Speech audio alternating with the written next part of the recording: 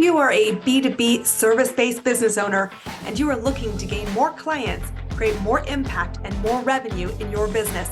Tune in to Amplify Your Marketing Message with Campbell Rapin. Every week, we're going to take you through how to build an audience of buyers, mastering your marketing message, and making offers that convert consistently. We'll see you all on the inside.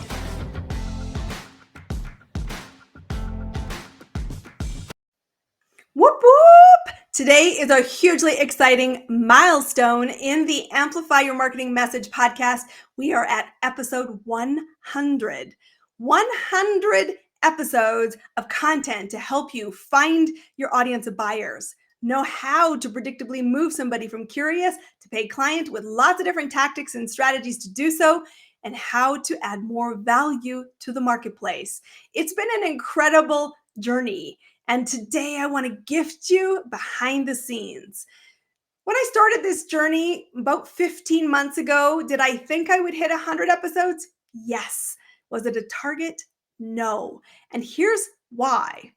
Because I was clear about the destination I was going for.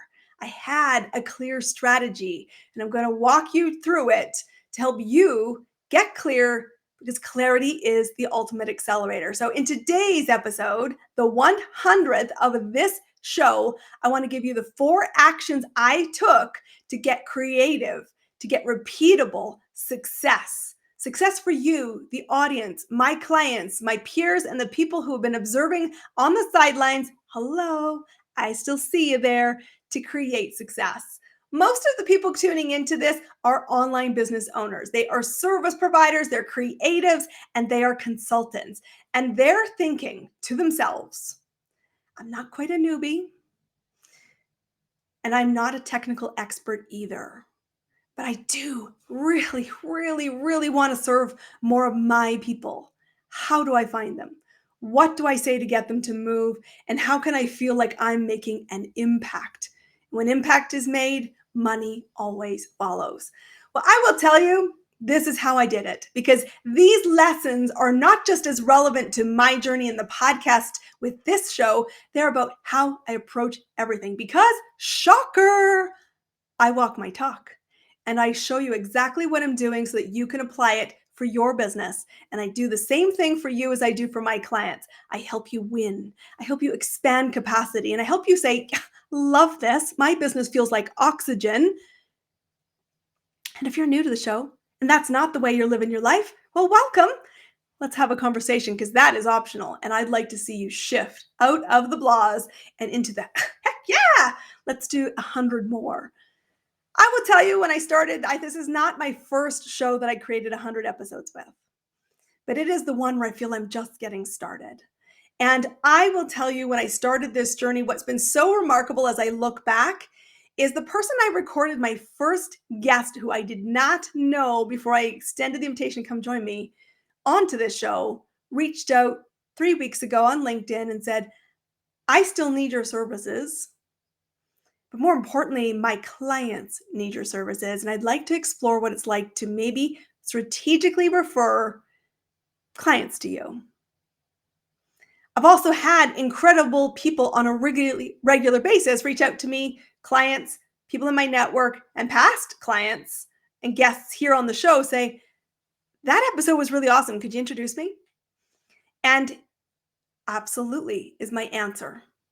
I love connecting the dots, and I love seeing sequences build momentum. It's shocking to me, truthfully, that so many people give up on podcasting 3 to 12 episodes in. And when they do, it's so clear. They don't have a clear strategy. They don't know what the commitment they're making is, and they're not aware that this is not a smoking gun. What I mean by that is it's not the silver bullet for client growth. But I knew that really early on, because not only had I created 100 episodes with somebody else's platform as a guest host, I myself had been on more than 150 episodes of other people's platforms. In fact, so much knowledge around that I actually contributed a chapter on how to be a better guest and to create the ROI on that guesting strategy. But when I started to think about why a podcast, What was it going to serve for my business and for my clients and for the outcomes I was striving for, which is to create a client growth engine?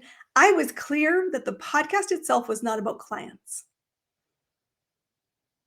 Yeah, you just back that up because you just like maybe caught that off the side of your head and went, I'm sorry, what? Yep. Listen up, friends. This was never about clients. The reason I chose to create a podcast was the same reason I run 2 summits a year. It is about understanding that we have to change the conversation. And podcasting gives the platform to do that. Conversation I want to change is that business is elegantly simple. I want to show you the foundations to create repeatable success. And they're not shiny and sexy, but the results sure as hell damn are. Because if you're not winning, what the heck, my friends? And winning to me is expansion. It's capacity. It's lifting. It's getting the fun back into the journey. And I'm all about that. So it was time to change the conversation. And so I was brainstorming and thought, what would I create instead? And I said, I want to create a place that would add value for my current clients, tacticians that we could add as accelerants to the work that I was already doing with my clients. I wanted to think about how I could add long-term value for my clients that as they were running, they might need some reinforcement around. I also thought to my network, how can I help great people who are walking their talk get more limelight? Because truthfully, all the sizzle that was out there was driving me crazy when it lacked substance. I still see it all the time. People who say, 3 years ago I was starving. In the last 4 months, I've created $1 million and now I know how to do it. So let me show you. Well, that's not attractive to me. In fact, I find it quite repulsive because what is different and available as an alternate is somebody who's been in the world of business, season in, season out. People like me, people I know in my peer network. If you're not familiar with my backstory, I've spent more than 25 years in the world of business. I helped create more than $1 billion of combined revenue. I've seen every economic cycle you can imagine. I've worked all over the world and I know how to integrate the pieces. And I'm really great on the fantastic upside. And I'm also the person you want in your corner when things are falling and the sky is dark, stormy, and you're not sure how to get through the storm. And I know with 100% certainty, I can get through both. I can guide you through both, and I will help you build the capabilities to do the same. So for me, it was about value, creating value. And I was committed to this being a long-term strategy. And I committed 2 hours a week, which is what it takes to produce this podcast, forever. That was the commitment I made going in. And so I'm not surprised I'm at 100, but whoop, super exciting to be here. I'm curious where I'm going to be in the next 100. And that's exactly the same attitude I take with my clients. Yes, I want to win with you the first win, but I want to see where we're going to win 100 wins from now. And whether you're directly still a client of mine or I have already gifted you your future back to you, I will celebrate you equally strong. So I promised you today to take you behind the scenes. What were the 4 steps and actions I took to create repeatable success to reach me this milestone, because they are representative of the things I do every single day to create the success, not just with this podcast, but with everything I touch in my business. The first thing I did was when I made the decision to create my own show is I did not try to do it myself. I paid a mentor to guide me who had been in this world for a long period of time. Somebody who came from the world of TV and media, who'd been on camera because I knew video would be really important. Somebody who had helped multiple people create successful podcasts that had seen a longevity behind them, who had a formula for not just the get a microphone and talk, but behind the scenes, what's the experience? Because for me, this was going to be about relationship building. My show was not, I said, about clients. It was about adding value to my network. So the relationship was at the heart of the success criteria. And so I paid for a mentor. And that's your first major clue. If you want to get someplace you've never been, you want to get there faster, do not try to reinvent the wheel. Do not try to use Google as your business MBA, and go to people who have been here for a long period of time. I will tell you what's important when you get into the room with the right mentor is that you should be equally contributing to the evolution of the product. To me, I have so much respect for the person I partnered with. She and I are still very good friends today. Her business that started at the six-figure level has grown to 7 and is on a fast track to 8 figures in a period of 15 months. It's been incredibly fast for her, and I was a thinking partner in the early iteration where I helped make it stronger. We were both in the room to be thinking partners together. I valued her opinion, I utilized her resources, and I tweaked them to make them better based on what I brought to the table, like the business background, like the legal side, like the extra foundations I brought. And I know that this was an incredible outcome because one, I saw her business skyrocket. And two, I listen to the feedback of my own guest experiences. And I have heard time and time again, wow, what an incredible guest experience you put on. I knew exactly what to do, where to go. I had resources, assets, and I had such a great experience in the conversations that they referred others to me, both as potential guests, as potential clients, and guess what? As potential resources for other people in my network, which means a win-win-win, which is exactly what you're looking for. So do not, do not, do not try to reinvent the wheel. Work with a seasoned expert who has been where you want to go, and both bring your intellect to the table to make it better for the betterment of you both and everyone else who comes behind you. That just makes you an awesome human being. Number two, which was so clear, is that building an audience was non-negotiable. And what's important about audience is there's two metrics you're measuring: the total pool of people that are watching, listening, and engaging, and those that are the buyer in the room. You've heard it before, but to recap, 3% of your room at any given time is the buyer. You got to be able to identify them, move them quickly, and invite them to take action. But the others, I see you, are lurking in the background. That's cool. You're welcome to lurk as long as you like. And at some point, it's time to move. And you will get invitations to move. So building the audience was key. And you heard a great episode in one of the episodes earlier back in this season of a first 100 was talking about you can't just launch a podcast, just like you can't just launch an offer and do nothing with it. Building a great, successful podcast, something that is top rated, well respected, people subscribe to, and they wait for the next episode and they take action from it, occurs when you are clear who you're serving, you have a marketing strategy in place, and you are consistent with the execution. Because here's the thing, in the world of guest podcasting, people come onto my platform expecting to leverage my audience. They do, because I do a great job at marketing it. And that is the piece of the puzzle I want you to be thinking about, because for you, the reason you might be thinking that you're running a podcast is you want access to somebody else's audience. I will tell you truthfully, not many guests do a great job promoting their episode. So be an exception, because when you're exceptional, you will stand out and see more momentum and ROI on your efforts. So to recap, I paid for an expert to help guide me on the process, somebody who'd been around the block quite a few times so that they could really, really help me get there quickly, and had a lot of openness to feedback, questions, and enhancements to how we can make the program better.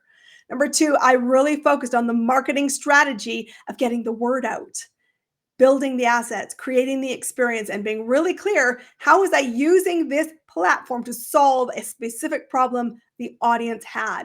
For me, the audience needs clients. What do I stand for? A client growth engine. So what can I bring here is conversation, strategies, tactics, tools, inspiration that help you find the buyer, move the buyer, and create value with the buyer so that you get what? The yes that you are so looking for every single day when you get out of bed as a business owner. Number three thing that I did to create repeatable success is I recognized right away that for me to create money money out of a podcast, it was going to need to be a conversation I brought off the listening, off the video platforms. I was very clear that I needed calls to action that would help people get off the platform, because when you are renting your content on somebody else's platform, whether that is a syndicate, whether it is Apple, whether it is YouTube or anything else, you are running a dangerous game. If you do monetize on those platforms, you know with 100% certainty that the rules will change somewhere along your journey. And so you have to be moving people off of the platform and into something you control. To me, email lists. That means you coming into my subscriber base, coming into my personal invitations, coming into spaces I curate the conversation, because that's the only way to have certainty. And if I do a great job of providing value, I can monetize that for the betterment of us both, which is the win-win-win expansion we want. Number 4, this is such a simple one, but oh my God, are you guys missing it out in the land of business ownership? Money only moves hands when an offer is made. And not all offers are, hey, I've got a program, come buy my stuff. If you dial back and watch a handful of the last 100 episodes, you will note there were 4 core offers that were made. Number 1, a free download to a resource to help you master your marketing message. Because if you cannot master your message, you will never move your buyer from curious to paid client. Free offer. Number 2, I talked to you about my programs and my services, the one-to-one business mentorship program and the group Ignite Your Client Growth program. That was an invitation to step into exploring, what are the programs? Why would I want one? What do I get? You can find those on the website, ChristineCampbellRapin.com. But I was very clear, if you want a client growth engine, this is what you're going to get out of the show: knowledge. What I'm going to invite you to say is applied knowledge is where the money's made. Where do most people struggle? The applied knowledge where the money's made. So what do? I offer you to come and explore the programs. 2 choices, depending on what you need, both getting you to the same outcome with different levels of support. The third thing I did as an offer to create value for you, the audience, I said, go spend time with my speakers, my guests, because I vetted them for you. And when you need that tactic, I've already pre-qualified them for you and said they're awesome human beings, go hire them. I helped expand the pie of who you know that can get you along the way to the result you sought. It's awesome when I get notes from my speakers that said, gosh, someone came by me from your show. I'm really excited to be working with them, and thank you for the introduction. The 4th piece of the puzzle that I offered was an introduction to me. A business owner that's helped 400 businesses create $1 billion. I said, come explore how I think. Come and explore where you can learn more about who I am, what I stand for. And I got to be a resource, a trusted voice in your ear. If you're an audio listener or a video person, somebody you can watch on the screen that says she knows her stuff. Somebody who was not just about the sizzle, but about the substance. And you stayed. And because I did those 4 things, paid for mentors, built an audience of both buyers and potential buyers, I got people off the platform and into conversation and into something I directly controlled, and I made offers to you. I am absolutely certain that this is just the beginning of an incredible journey to amplifying your marketing message, for you finding those dream clients, for you getting really clear who's the buyer, how you're moving them, and how do you personally create value. I want you to win, my friends. And when I say win, I want you to expand. I want you to reach for more capacity, and I want to be along the journey with you in whatever way that makes sense.